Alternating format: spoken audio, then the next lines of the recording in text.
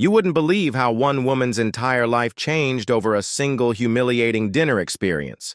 But what unfolded after that insult turned into one of the most powerful revenge stories you'll ever hear. Imagine walking into a restaurant, with your head held high, your outfit perfectly pressed, and your smile genuine because you're ready to enjoy a nice evening after a long week of hard work. You take a seat, glancing around at other guests chatting happily, clinking glasses and enjoying steaming plates of food. Everything looks perfect, until the waiter approaches your table, takes one long look at you, and then sneers as though you don't belong there.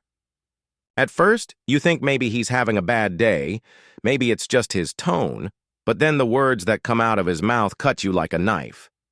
"We don't serve people like you here."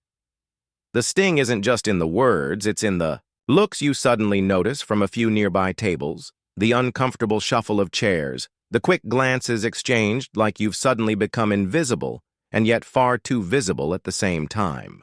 Your blood rushes, your palms sweat, and you feel the weight of centuries of prejudice in one single sentence. In that moment, you could choose to walk away, swallow the humiliation, and never come back. But this woman didn't. She didn't. Storm out in tears, and she didn't beg to be served. She sat there quietly, looked the waiter straight in the eye, and knew deep in her heart that this wasn't the end of the story. It was only the beginning. What she did next not only shocked the restaurant staff, but would eventually flip the entire business upside down, proving to everyone that dignity, determination, and success will always scream louder than hate. This wasn't just about a meal. It was about self-worth, power, and rewriting the ending to a story that so many others had suffered in silence before. And the way she turned that bitter insult into a triumph no one saw coming will leave you stunned, inspired, and maybe even rethinking the power of revenge served at just the right temperature. As the silence of that moment stretched across the dining room, her mind raced through every emotion: anger, shame, disbelief. But then something steadier settled in: resolve. She calmly stood up, brushing her hand across the table as if dusting off not crumbs, but the weight of insult, and without raising her voice, she told the waiter, "You'll remember this face, and one day you'll wish you had treated me differently." The people who overheard snickered, dismissing her words as empty, but little did they know that the very sentence she uttered was not just a reaction, but a promise to herself. She left that restaurant, but she didn't leave broken.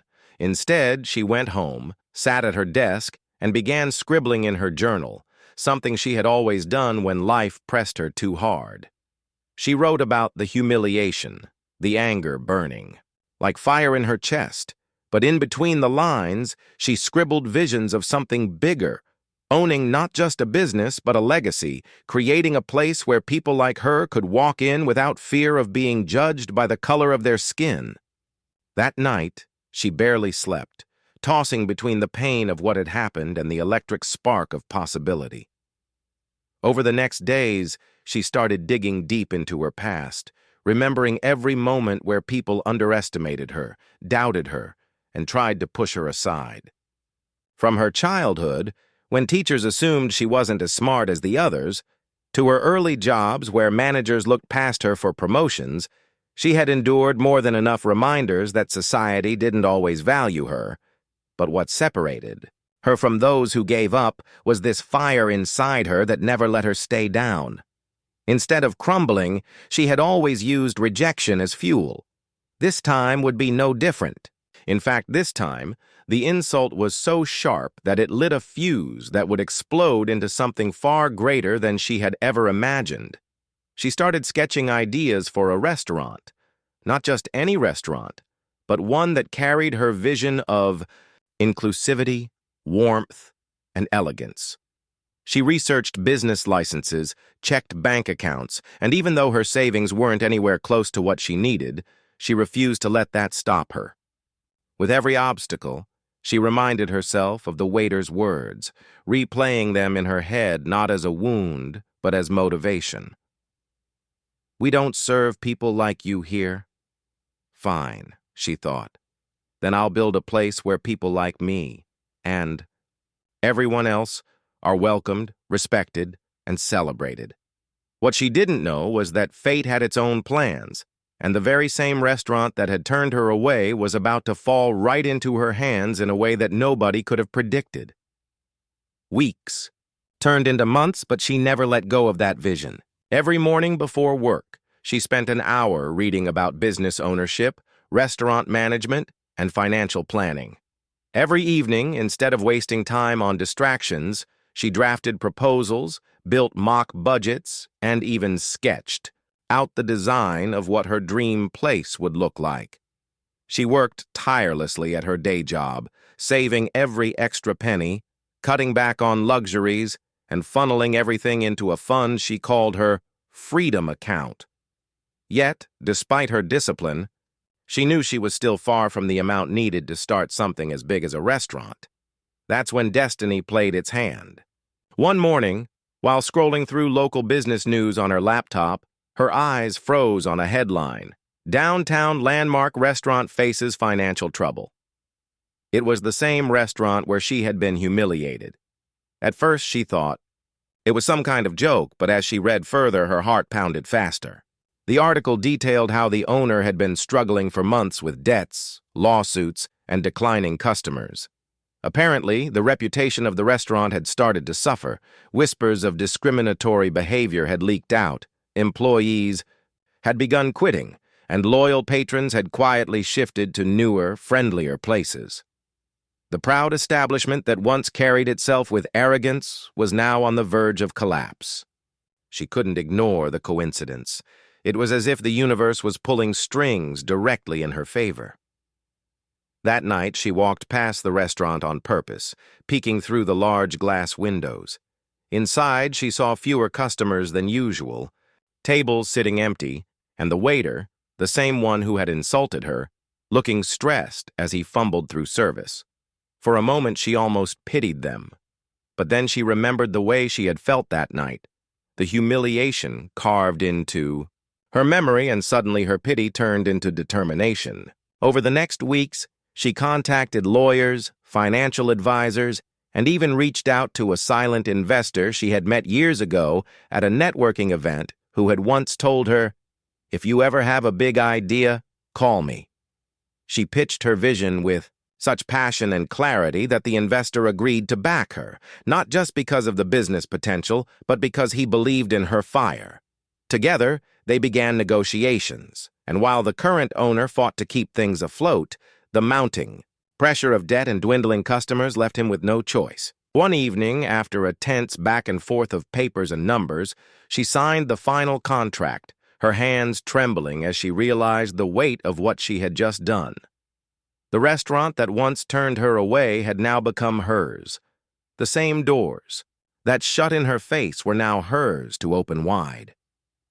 The ink on the paper wasn't just a business deal. It was justice, it was history, and it was the sweetest revenge she could have ever imagined. And the best part?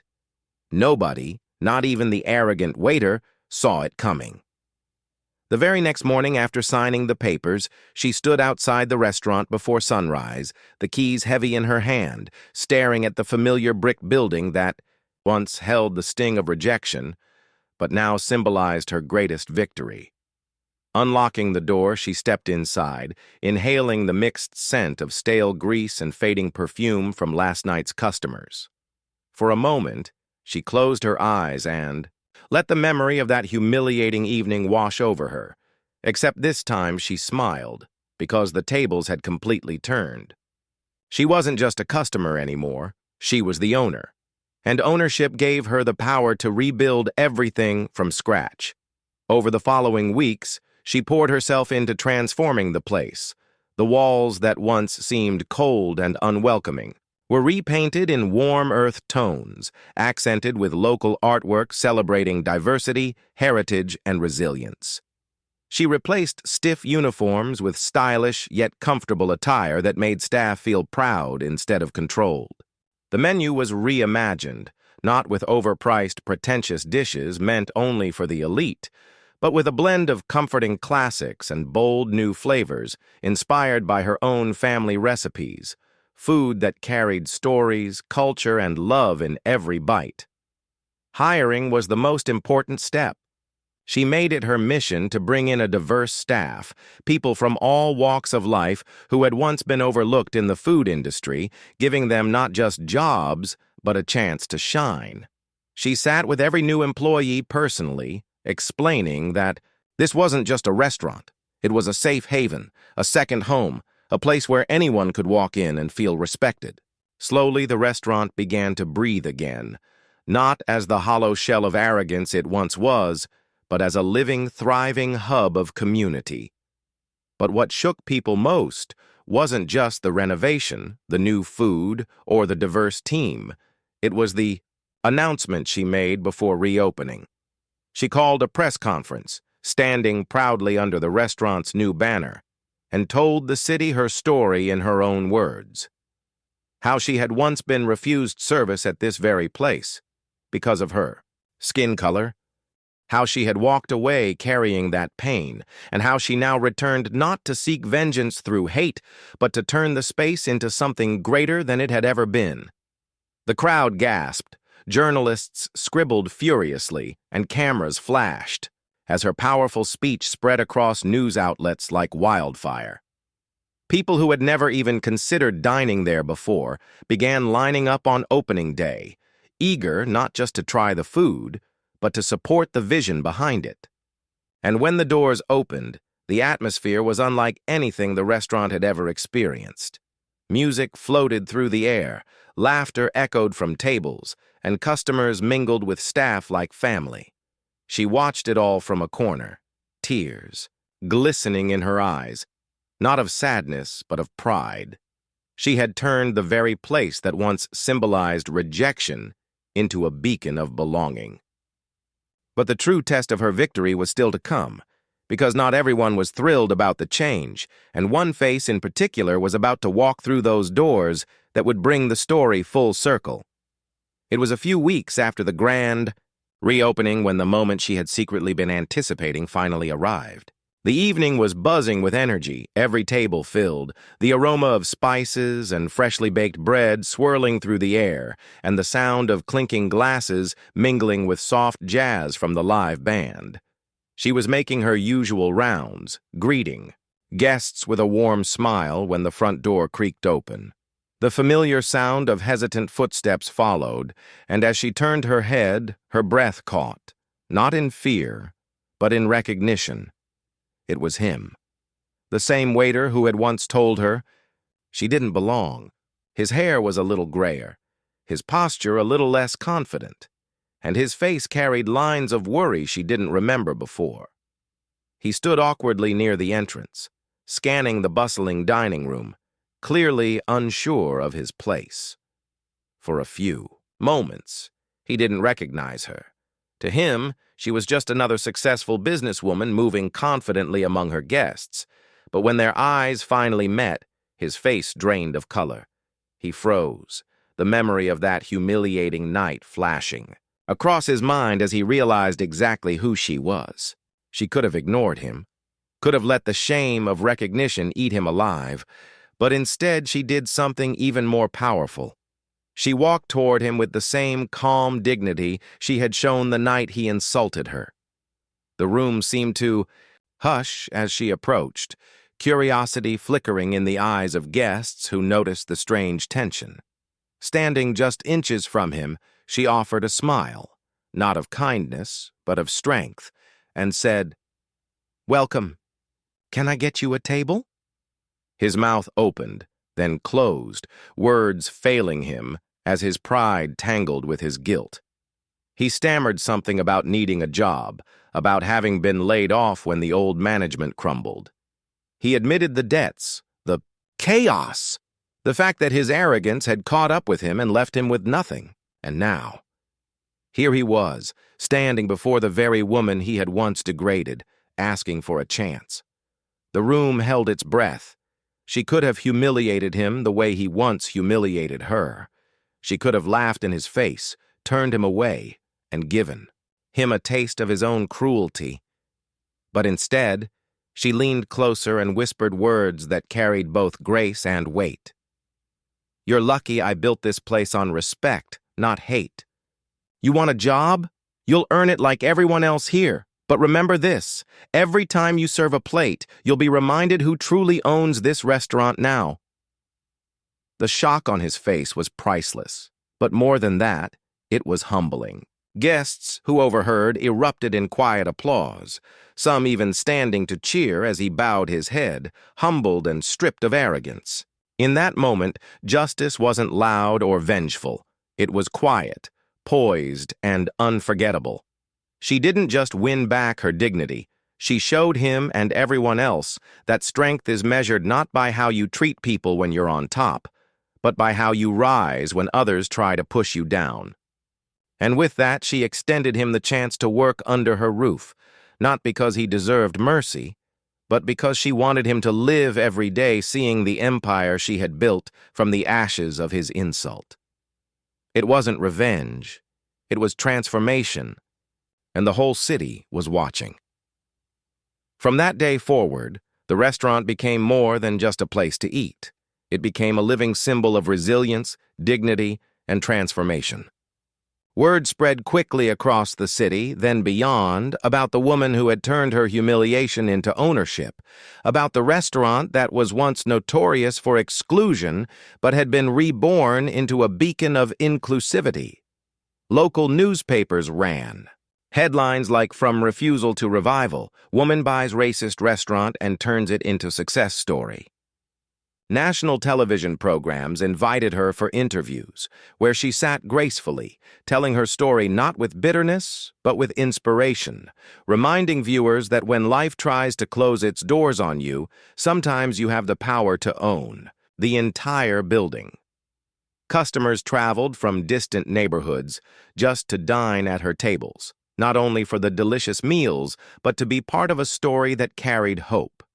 Families brought their children, pointing to her with pride, whispering lessons about courage and perseverance. Employees thrived under her leadership, learning values of respect and equality, proud to work in a place where everyone was treated fairly regardless of background. And yes, the former waiter now worked there too, humbled into silence most days, carrying trays with a different attitude than before. Every time he glanced toward her office door, he was reminded of the lesson he would never forget, that arrogance and hate had cost him everything, while respect and dignity had built her an empire. But she never gloated. She didn't need to. Her victory was written into the laughter echoing through the dining hall, into the glowing reviews pouring online, into the awards she soon received from community leaders for turning a place of division into one of unity. Years later, when she expanded into opening a second location and then a third, her story continued to inspire countless others who had been told they didn't belong somewhere. People wrote to her, thanking her for showing them that rejection doesn't define you, your response does. And every time she walked through the doors of that first restaurant, she felt a rush of pride, remembering the girl who once sat humiliated at a table, told she wasn't welcome. That girl didn't. Just prove them wrong. She rewrote the ending, and in doing so, she lit a fire for everyone who has ever been underestimated. Because sometimes the sweetest revenge isn't loud, cruel, or petty. It's success, dignity, and the power to look your oppressor in the eye while standing taller than they ever imagined you could. Her legacy wasn't just about food or business. It was about changing the narrative. And as customers kept filling her restaurant night after night, one truth became undeniable. They had once refused to serve her, but now the entire world was hungry for the story she served back.